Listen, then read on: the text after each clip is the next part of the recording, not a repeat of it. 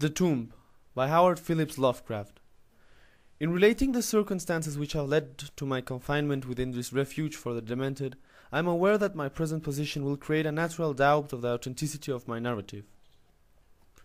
It is an unfortunate fact that the bulk of humanity is too limited in its mental vision to weigh with patience and intelligence those isolated phenomena, seen and felt only by a psychological sensitive few, which lie outside its common experience. Men of broader intellect know that there is no sharp distinction between the real and the unreal, that all things appear as they do only by the virtue of the delicate individual physical and mental media through which we are made conscious of them. But the prosaic materialism of the majority condemns as madness the flashes of supersight which penetrate the common veil of obvious empiricism. My name is Gervas Dudley, and from earliest childhood I have been a dreamer and a visionary.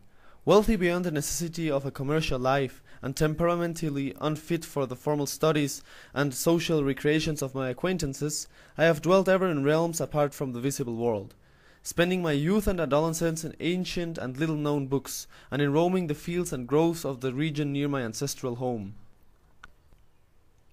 I do not think that what I read in these books, or saw in these fields and groves was exactly what other boys read and saw there.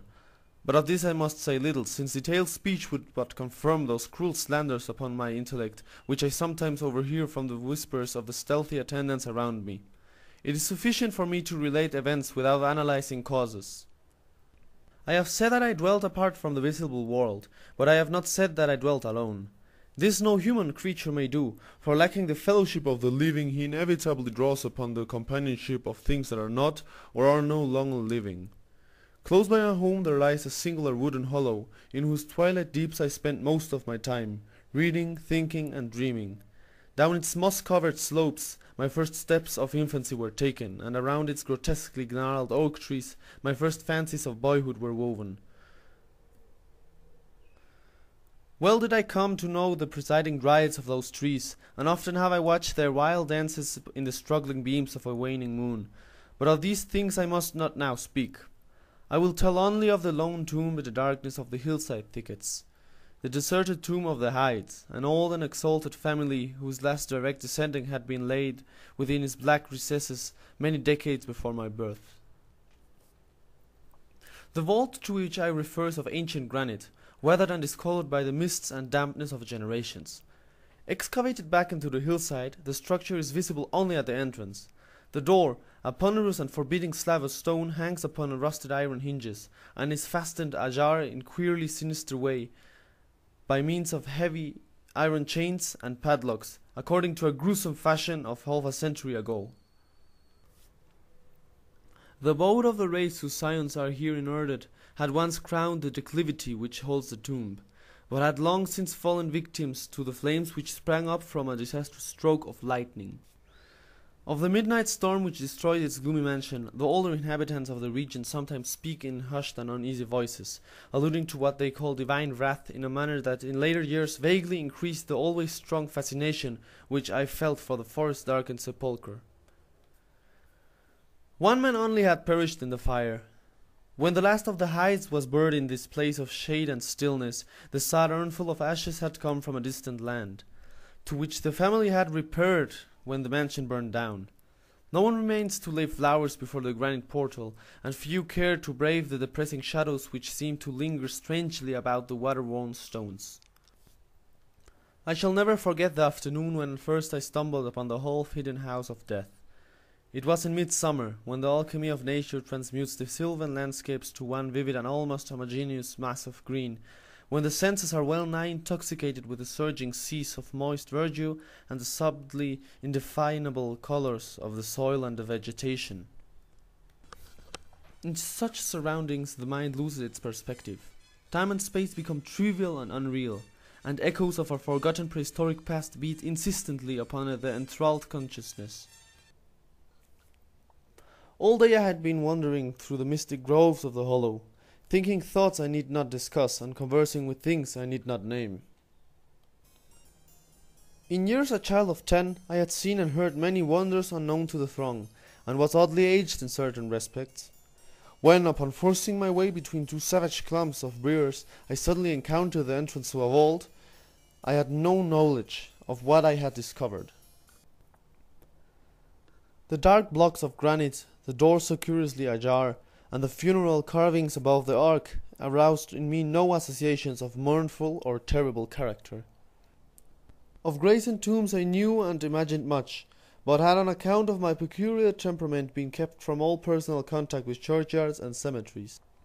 The strange stone house on the woodland slope was to me only a source of interest and speculation, and its cold, damp interior, into which I vainly peered through the aperture so tantalizingly left, contained for me no hint of death or decay. But in that instant of curiosity was born the madly unreasoning desire which has brought me to this hell of confinement.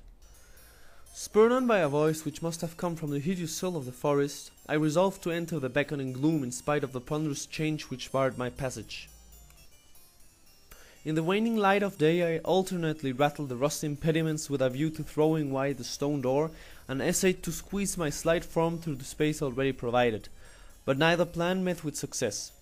At first curious, I was now frantic, and when in the thickening twilight I returned to my home, I had sworn to the 100 gods of the grove that at any cost I would some day force an entrance to the black chilly depths that seemed calling out to me. The physician with the iron-grey beard, who comes each day to my room, once told a visitor that this decision marked the beginning of a pitiful monomania. But I will leave a final judgment to my readers when they shall have learned all. The months following my discovery were spent in futile attempts to force the complicated padlock of the slightly open vault, and in carefully guarded inquiries regarding the nature and history of the structure. With the traditionally receptive ears of the small boy, I learned much, though an habitual secretiveness caused me to tell no one of my information or my resolve.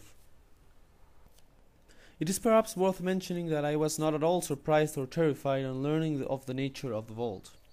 My rather original ideas regarding life and death had caused me to associate the cold clay with the breathing body in a vague fashion, and I felt that the great and sinister family of the burned-down mansion was in some way represented within the stone space I sought to explore.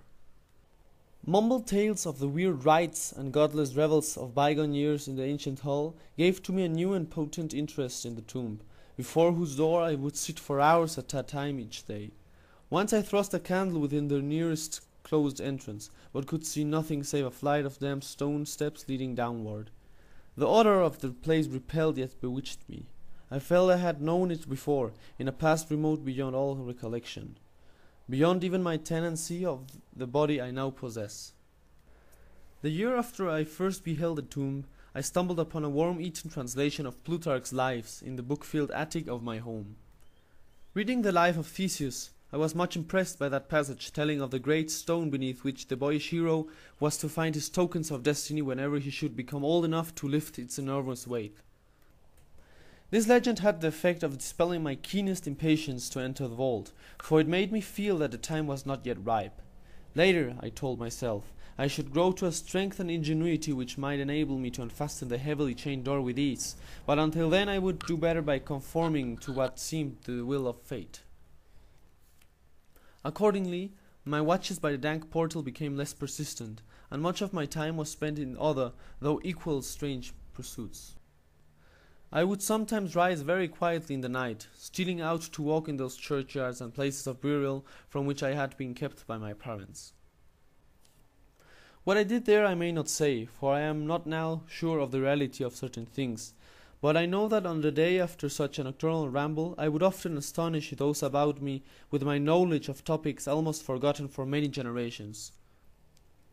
It was after a night like this that I shocked the community with a queer conceit about the burial of the rich and celebrated Squire Brewster, a marker of local history who was interred in 1711 and whose slate headstone, bearing a graven skull and crossbones, was slowly crumbling to powder.